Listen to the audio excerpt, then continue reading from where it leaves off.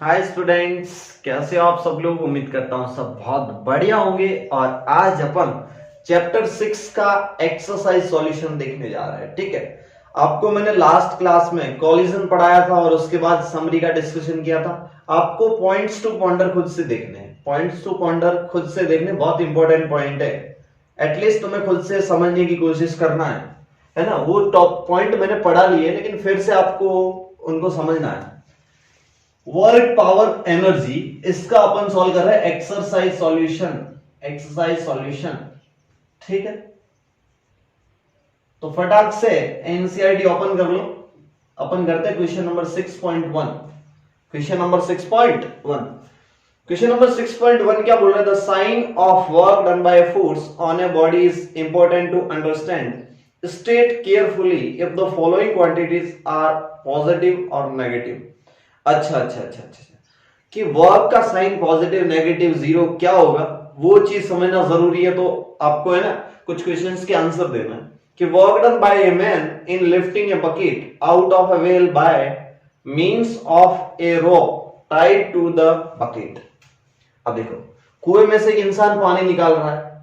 ऐसा तो नहीं है कि कुएं में हाथ डाला बकेट भर के बाहर निकाल दिया, ऐसा तो पॉसिबल नहीं। फिर वो टांके में से निकाल रहा होगा, है ना। तो कुएं में से एक पुली होगी, है ना। कई लोगों ने कुआं नहीं देखा होगा, नहीं देखा है तो मैं बताता हूं। हमारे यहाँ राजस्थान में इस साइड बहुत ज्यादा होता है ना ऐसा। अब देखो, अच्छा बहुत गहरा कुआं है ना।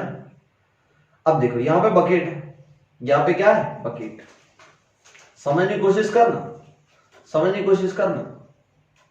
मैं बकेट भर के बाहर निकाल रहा हूं, तो अल्टीमेटली यहां पे कोई इंसान होगा, यहां से खींच रहा होगा, ऐसा है ना। इसको यहां से खींच रहा है ऐसा, तो अल्टीमेटली इस डोरी में टेंशन आ रहा होगा ना। ये टेंशन फोर्स इस बकेट को ऊपर ले जा रहा है। ये टेंशन फोर्स ही तो बकेट को ऊपर ले जा रहा है। यस और नो? बोला यस। और बकेट ऊपर जा रही है, तो टेंशन फोर्स भी बकेट पे ऊपर लग रहा है और बकेट भी ऊपर जा रही है।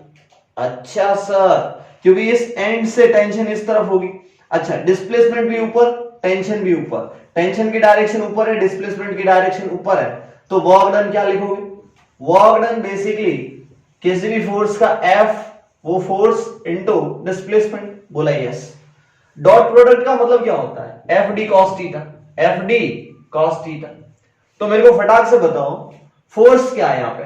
टेंशन अपवर्ड, डिस्प्लेसमेंट ऊपर, और दोनों के बीच का एंगल कितना? जीरो, क्योंकि दोनों एक ही लाइन में है ना। अच्छा, तो ये अगर cos जीरो कितना होता है? 1, मतलब वर्क डन क्या हो जाएगा? पॉजिटिव। अच्छा, तो पहले केस में वर्क डन पॉजिटिव हो गया ए पार्ट में। बी पार्ट क्या बोल रहा है? Work done by gravitational force in the above case. इसमें ग्रेविटेशनल फोर्स किधर लगेगा? धरती माता तो हमेशा नीचे लगेगा ना। कुएं में है पर इस पे बाल्टी पे इसका वेट m इंटू जी नीचे ही तो लगेगा। बोले यस। देखो mg नीचे और बकेट ऊपर जा रही है, तो mg नीचे की तरफ और डिस्प्लेसमेंट ऊपर की तरफ, तो दोनों के बीच का एंगल कितना? 180 डिग्री। फोर्स नीचे और डिस्प्लेसमेंट ऊपर, तो दोनों के बीच का एंगल कितना हो गया? 180 डिग्री। तो सेकंड केस में वर्क डन नेगेटिव हो जाएगा। नेगेटिव क्यों हुआ? रीजन बताता हूं। क्योंकि सेकंड केस में cos थीटा हो जाएगा -1, क्योंकि थीटा 180 डिग्री है ना, पाई, जिसको मैं पाई लिखता हूं, पाई रेडियन या 180 डिग्री। ओके। सी पार्ट बोला work done by friction on a body sliding down an incline plane. एक इंक्लाइन प्लेन पे बॉडी स्लाइड कर रही है। चलिए उसका देख लेते हैं कैसे करेंगे। सी पार्ट बोल रहा है इंक्लाइन प्लेन, समझ रहे हो? ऐसे करके ऐसे ये इंक्लाइन प्लेन है, इस पे एक बॉडी स्लाइड कर रही है। यहां पे कोई बॉडी है और वो ग्रेविटेशनल फोर्स का एक कंपोनेंट आता है इधर की तरफ, mg sin थीटा। इस फोर्स की वजह से नीचे की तरफ आ रही है। ठीक है, तो वर्क डन बाय फ्रिक्शन बोला है। सोचो ये नीचे आ रही होगी तो फ्रिक्शन किधर लग रहा होगा? पीछे। क्यों? क्योंकि बॉडी स्लाइड कर रही है। फ्रिक्शन क्या चाहता है? तुम यहां से कहीं मत जाओ। अच्छा, तो इसकी कॉन्टेक्ट सरफेस पे फ्रिक्शन पीछे की तरफ लग रहा होगा। अच्छा, फ्रिक्शन फोर्स पीछे की तरफ और बॉडी स्लाइड कर रही है नीचे की तरफ। सोचो दोनों के बीच का एंगल कितना? 180 degree.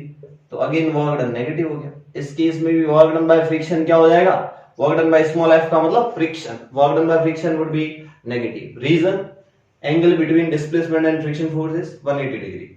Okay, next D part क्या बोल रहा है कि work done by applied force on a body moving on a rough horizontal plane with uniform velocity. Uniform velocity का मतलब समझते हो, उसका एक्सेलरेशन 0। अच्छा, लेकिन इन्होंने बोला है कि रफ हॉरिजॉन्टल प्लेन, रफ का मतलब समझते हो, रफ और स्मूथ। रफ का मतलब वहां पे फ्रिक्शन फोर्स अवेलेबल है और स्मूथ का मतलब फ्रिक्शन फोर्स 0।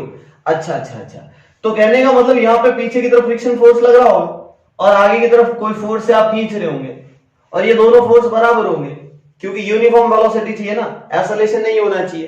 क्या नहीं होना चाहिए? यूनिफॉर्म वेलोसिटी बोल रखा है। तो फोर्स आपने आगे लगाया, आप ये बॉडी आगे की तरफ मूव कर रही है। यूनिफॉर्म वेलोसिटी का मतलब समझो, यूनिफॉर्म का मतलब होता है कोई चेंज नहीं, किसमें? वेलोसिटी में। जब यूनिफॉर्म वेलोसिटी, इसका मतलब एक्सेलरेशन 0, इसका मतलब एक्सेलरेशन 0। सोचो एक्सेलरेशन 0, इसका मतलब नेट फोर्स 0। क्या बात कर रहे हो सर, नेट फोर्स 0? हाँ, नेट फोर्स 0। आगे जितना फोर्स लग रहा है उतने पीछे फोर्स लग रहा है और ये इनर्शिया की वजह से चल रहा है। कुछ समझ में आ रहा है नहीं आ रहा? कहने का मतलब F माइनस एफ ये 0 होगा। बच्चा बोलेगा फिर चलेगा क्यों? अगर ये चल रहा है ना, ऐसा समझो कि ये चल रहा है तो आगे और पीछे फोर्स बराबर है तो चलता रहेगा। कुछ समझ में आया नहीं है? बोले यस। तो ये आगे की तरफ चल रहा है और फोर्स अप्लाइड फोर्स ये आपने बाहर से लगाया। F एंड डिस्प्लेसमेंट दोनों आगे की तरफ है, इसलिए वर्क डन पॉजिटिव। कुछ बातें समझो, वर्क डन क्या? पॉजिटिव। कई बच्चे सोचते हैं नेट फोर्स तो 0 है तो वर्क डन 0 होगा। अरे नहीं, इसने सवाल में बोला अप्लाइड फोर्स का वर्क, फ्रिक्शन फोर्स का वर्क नेगेटिव, क्योंकि फ्रिक्शन पीछे डिस्प्लेसमेंट आगे। बोलते हैं नेट फोर्स का वर्क डन तो वो 0 होता, नेट फोर्स का वर्क डन 0 होता। इसमें ऐसा नहीं बोला, इसने तो बोला अप्लाइड फोर्स। अप्लाइड फोर्स ये हो गया।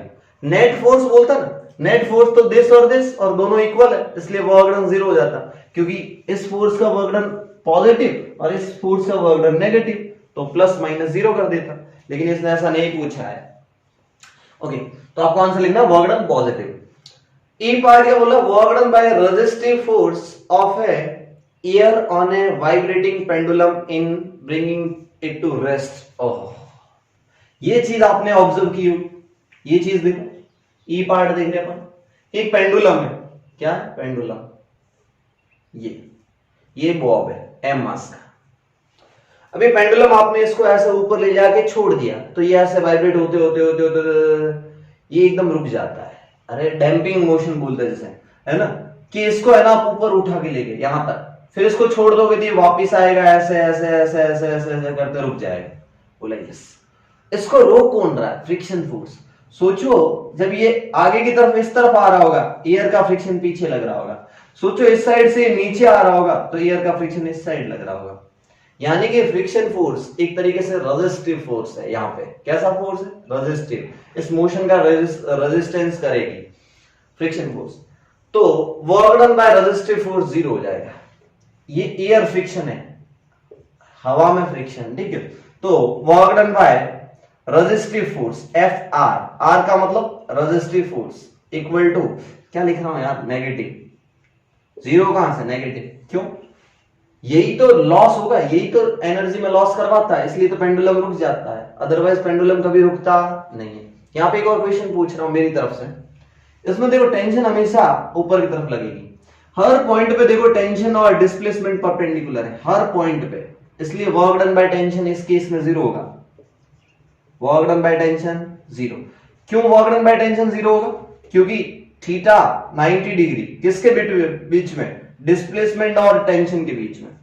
टेंशन हमेशा ऐसे की तरफ और डिस्प्लेसमेंट हमेशा ऐसे होता है। अगर इस पॉइंट पे देखोगे तो टेंशन इस तरफ है और अगर ये कुछ नीचे डिस्प्लेसमेंट होगा तो 90 डिग्री एंगल है। हर पॉइंट पे टेंशन और डिस्प्लेसमेंट 90 डिग्री रहता है, ठीक है। ये पार्ट मैंने ऐड किया है खुद से। 6.2, चलो 6.2 पे आ जाओ, 6.2 पे आ जाओ, फटाफट फटाफट 6.2 पे आ जाओ। 6.2 क्या बोल रहा है? जल्दी से आओ प्यारे बच्चों। 6.2 क्या बोल रहा है कि body of mass 2 kg initially at rest moves under the action of N applied horizontal force of 7 Newton on A table with coefficient of kinetic friction 0.1. Compute the work done by the applied force in 10 second. Okay okay okay, 2 kilo की body है, initially rest पे थी, under the action of 7 Newton.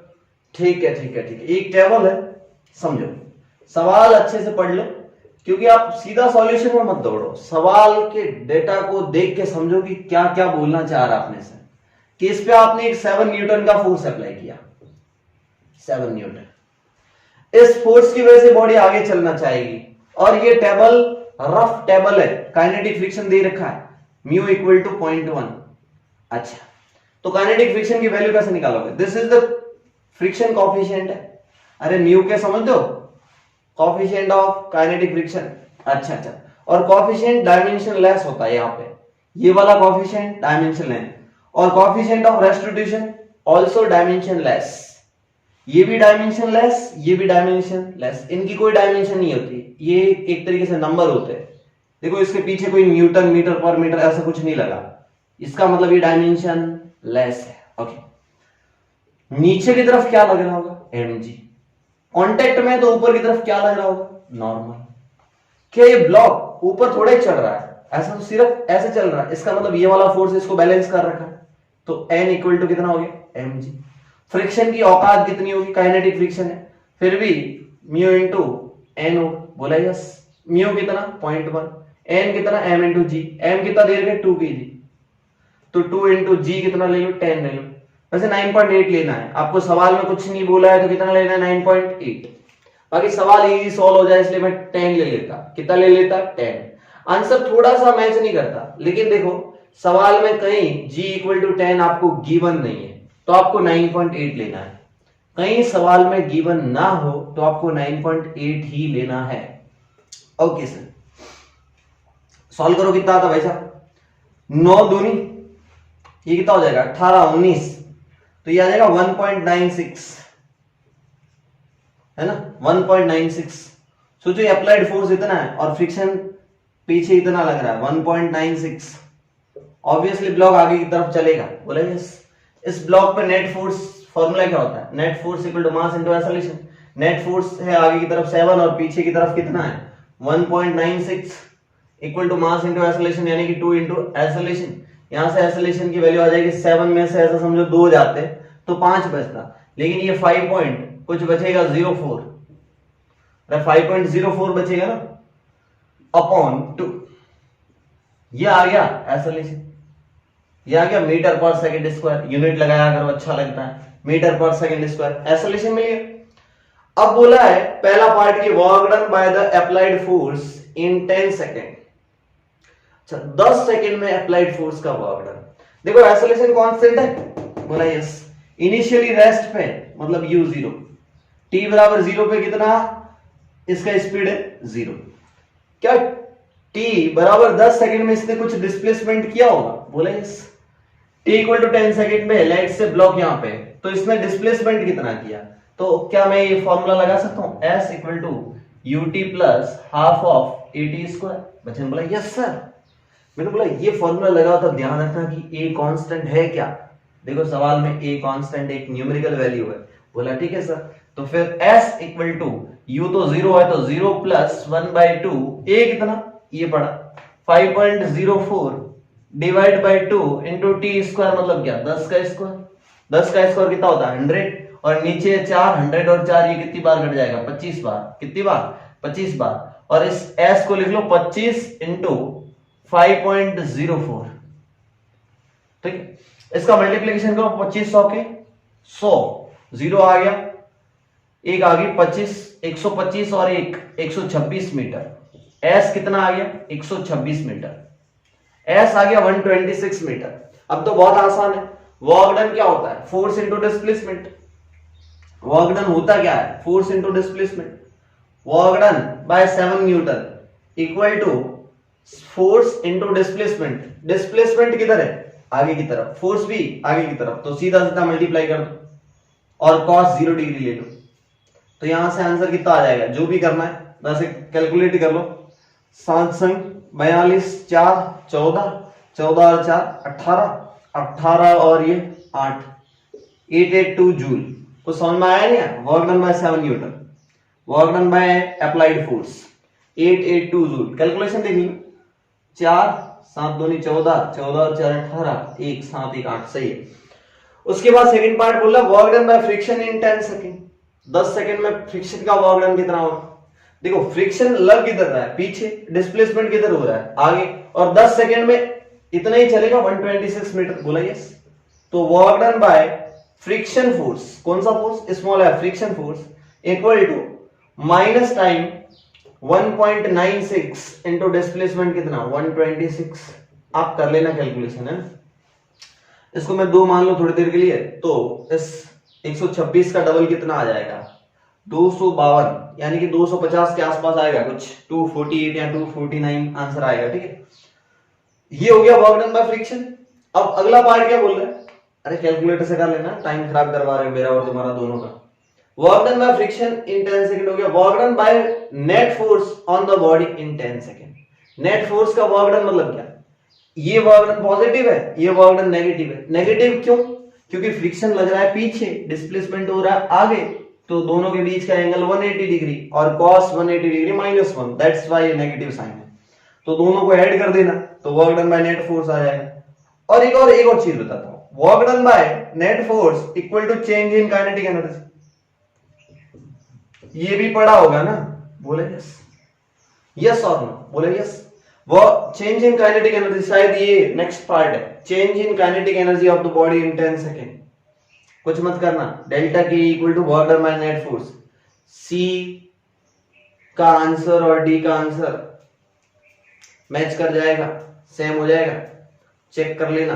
कई बच्चे क्या करते हैं, oscillation पता है, काइनेटिक एनर्जी का चेंज मतलब kinetic energy final minus initial करते हैं। ऐसा मत करो ना, कई बच्चे मुझे पता है ऐसे करेंगे।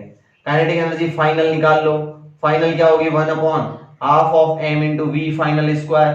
v की वैल्यू ऐसे निकालेंगे, v बराबर u प्लस AT, u 0 है, a की वैल्यू ये पड़ी, t की वैल्यू हम पुट करेंगे। इतनी रामायण मत करो ना, आपको ये फॉर्मूला याद होगा, work done by net force equal to change in kinetic energy. C और डी का आंसर सेम, सी और डी का आंसर सेम। सॉल्व ही नहीं करना, आगे बढ़ते हैं। Example number 6.3, example number 6.3, example number 6.3 क्या बोल रहा है? जल्दी आओ भाई।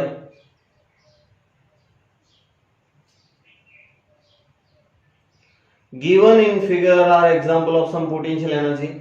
इसको रहने दो, 6.3 को रहने दो। इसमें एक चीज बता देता हूं कि टोटल एनर्जी कभी भी पोटेंशियल एनर्जी से कम नहीं हो सकती, और ऐसा ऐसा जहां भी हो रहा है वो पॉसिबल नहीं है।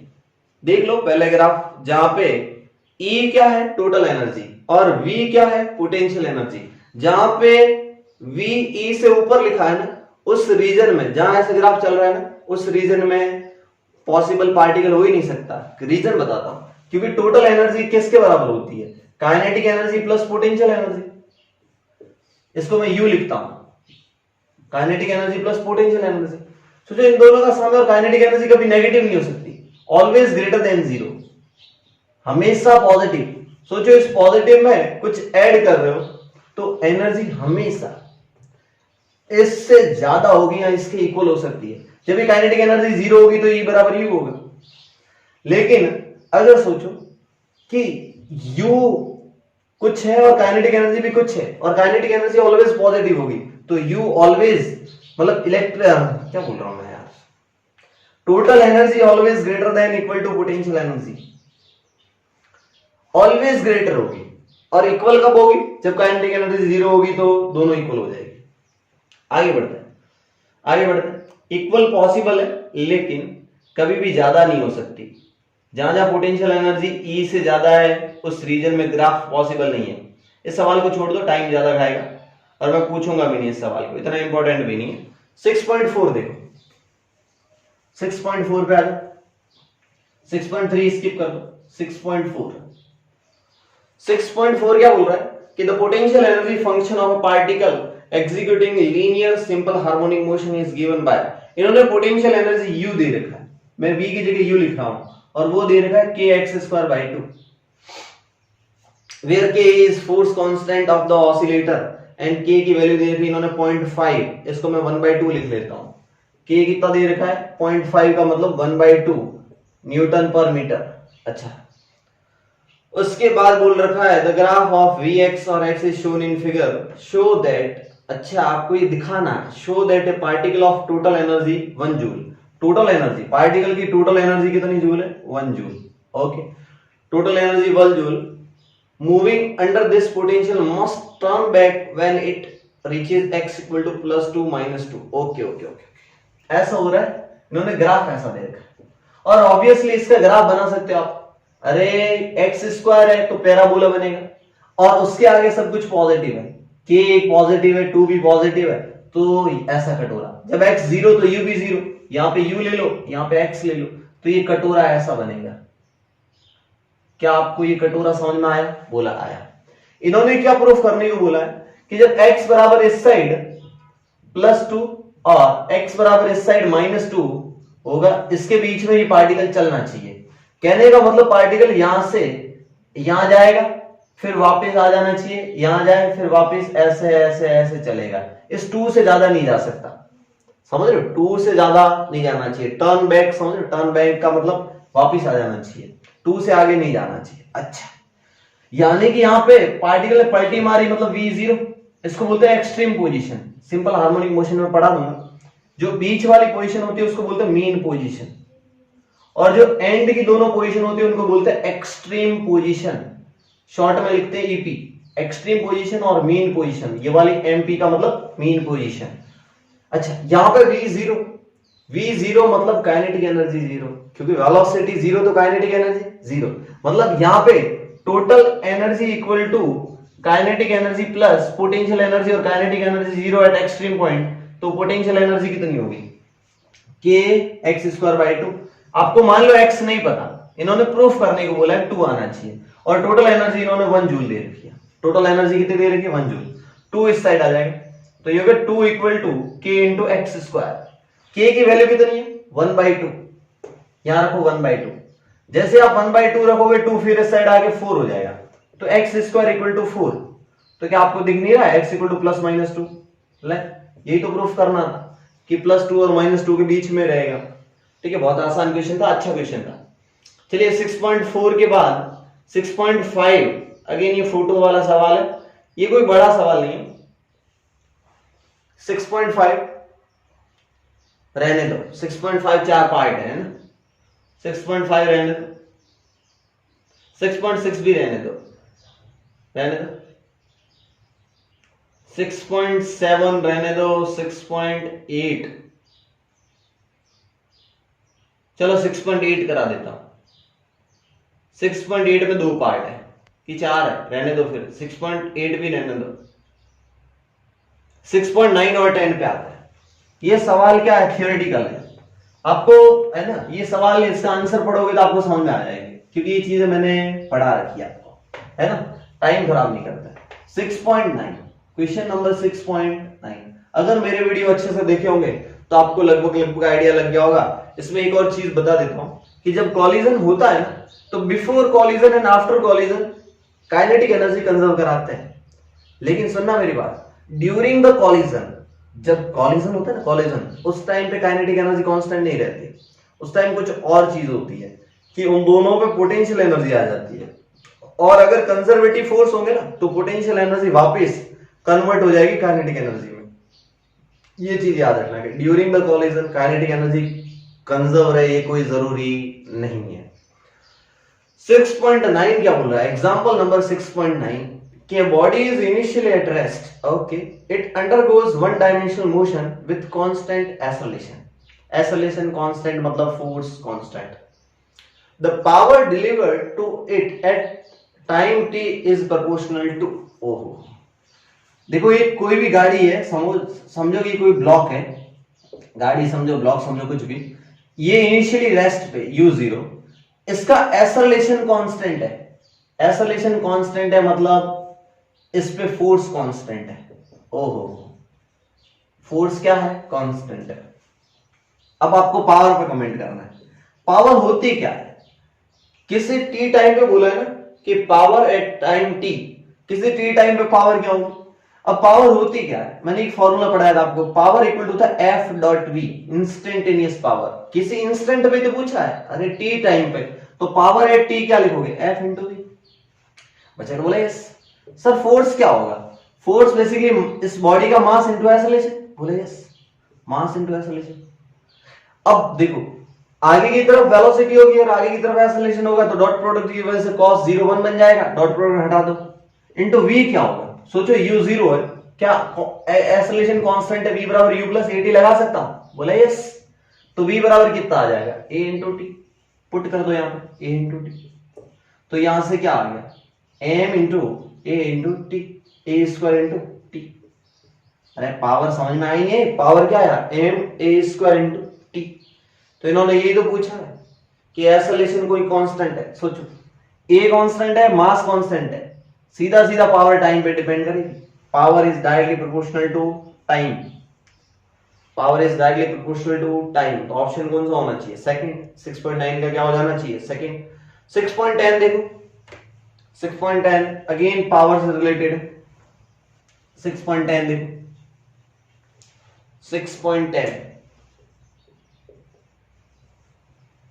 6.10 कि body is moving unidirectionally under the influence of a source of constant power। अब की बार क्या है? एक्सेलरेशन कांस्टेंट नहीं है, पावर कांस्टेंट है। पावर p क्या है? कांस्टेंट। ये सवाल है ना, ये सवाल कॉपी में अच्छे से नोट करना, क्योंकि ऐसा क्वेश्चन जेई मेंस और नीट में आने के चांसेस, एक बार जेई मेंस में आ चुका है, नीट वाले रेडी रहो। पावर क्या है? कांस्टेंट। ये सवाल याद रखना, ये कॉन्सेप्ट है। ये क्या है? 6.10 कॉन्सेप्ट है।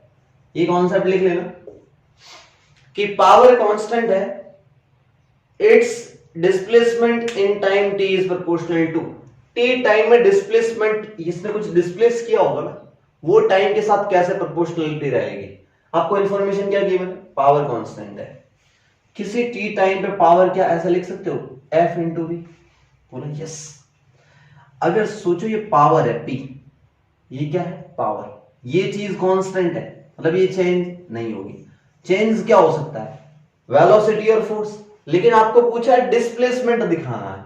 डिस्प्लेसमेंट मतलब क्या? फोर्स होगा मास इनटू एक्सेलरेशन, और ये है सिंपली वेलोसिटी। अब सोचो एक और चीज देखो, क्या हो क्या सकता है? डिस्प्लेसमेंट कैसे आ सकता है? डिस्प्लेसमेंट ऐसे आ सकता है कि इसको मैं ऐसे लिख लूं, कांस्टेंट, पावर कांस्टेंट है ना, टाइम लाना है। क्या लाना है? टाइम लाना है। m और एक्सेलरेशन, और इधर क्या है? वेलोसिटी।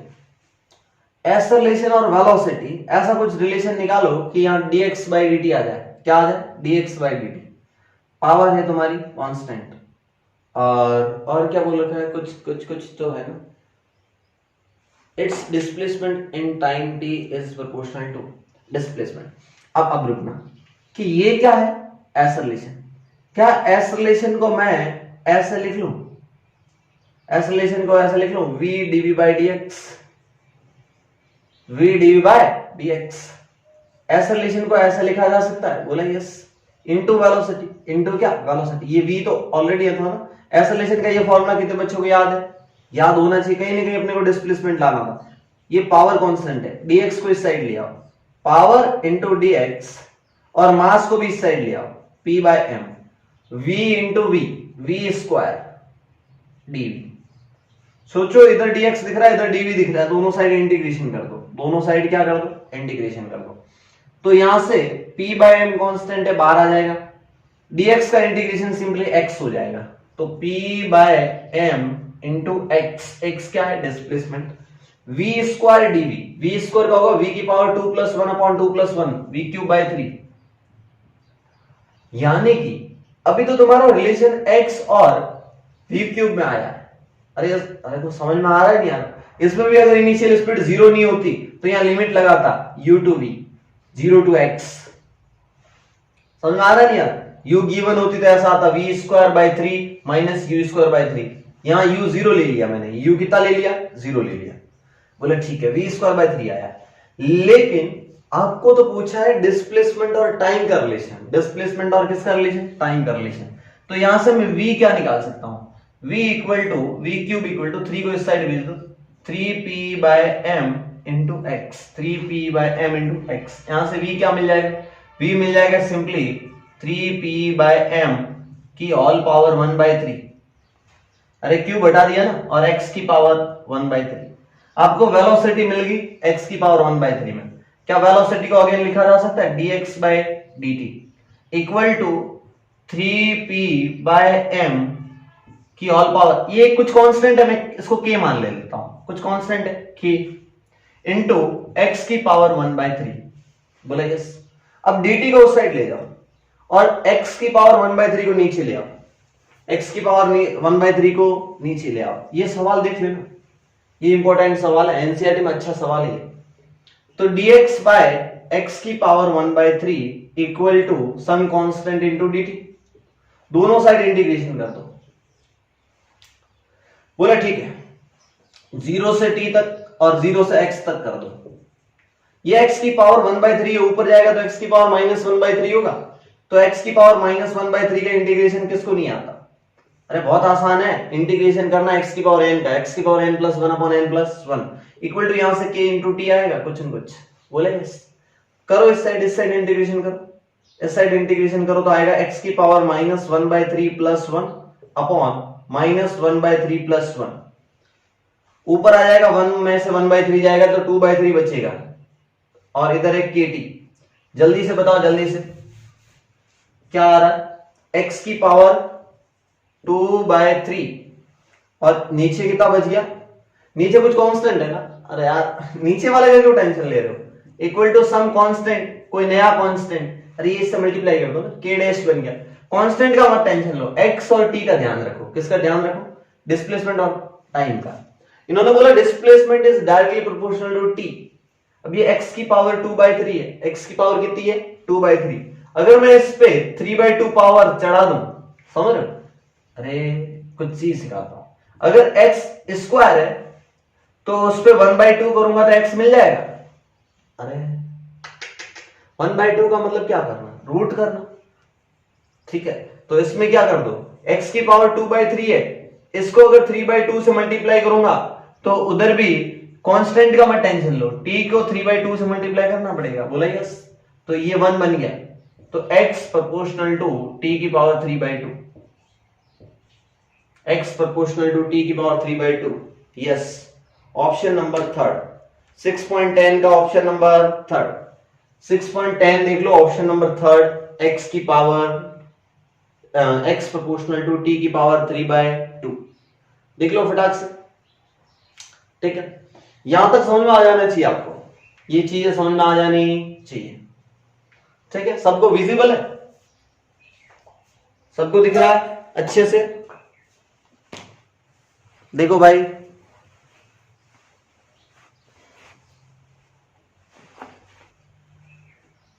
ठीक है, ये था 6.10। आगे करते हैं अपन 6.11। x is directly proportional to t की पावर 3/2।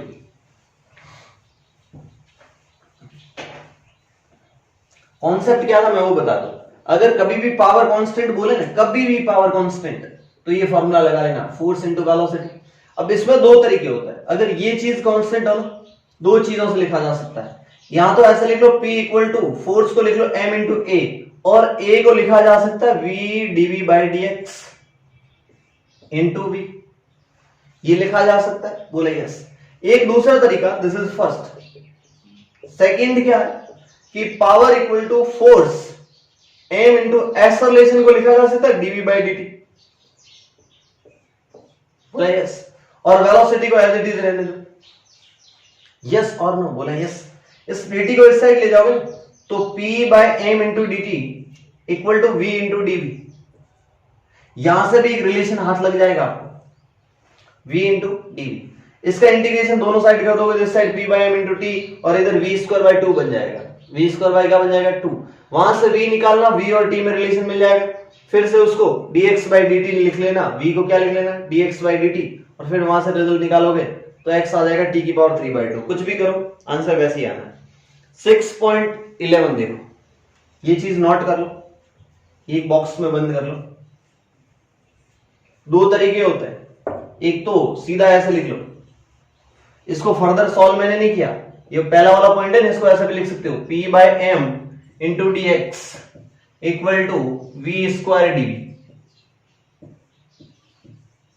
एक्स और वी में रिलेशन, वी और टी में रिलेशन, और यहां से एक्स और टी में रिलेशन लाया जा सकता है यहां से, इसको फर्दर सॉल्व करने पर, जो मैंने पूरा सॉल्व करके दिखाया है, तो उसको बार बार नहीं बताऊंगा, ये रिलेशन याद रखना।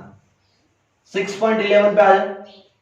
6.11 सवाल क्या बोल रहा है कि a body constraint to move along the z axis of coordinate system is subjected to a constant force is given by minus I cap plus 2 j cap plus 3 k cap, minus I cap plus 2 j cap plus 3 k cap newton, कितना newton force apply किया है, और body z axis के along चल रही है। What is the work done, x y z में वो आई कैप जे कैप और के कैप यूनिट वेक्टर है, अरे समझ रहे ना, आई कैप मतलब एक्स डायरेक्शन में, ठीक है, कितना फोर्स लग रहा है। What is the work done by this force moving the body a distance of 4 metre along the z axis, सिर्फ जेड एक्सिस में चलना है। आप समझने की कोशिश करना, अगर मैं इसको एक्स एक्सिस मान लूं, इसको वाई एक्सिस मान लूं और इस साइड जेड एक्सिस मान लूं, तो ये तीनों एक दूसरे से परपेंडिकुलर होते हैं, तीनों एक दूसरे से म्यूचुअली परपेंडिकुलर होते हैं। सोचो आपको 4 मीटर जेड कैप में इसमें चलना है, तो एफ डॉट डिस्प्लेसमेंट, यही तो होता है वर्क डन, बोले यस। सोचो ये करोगे तो फोर्स में सिर्फ के कैप डिस्प्लेसमेंट दोनों में काम आएगा, क्योंकि के कैप के अलोंग ही तो मल्टीप्लाई होगा, बाकी तो जीरो हो जाएगा। क्यों जीरो होगा, ये रिलेशन याद रखो, क्योंकि आई और जे का जीरो होता है, जे और के का जीरो होता है, के और आई का भी जीरो होता है, लेकिन के और के, जे और जे, आई और आई इनका 1 हो जाएगा।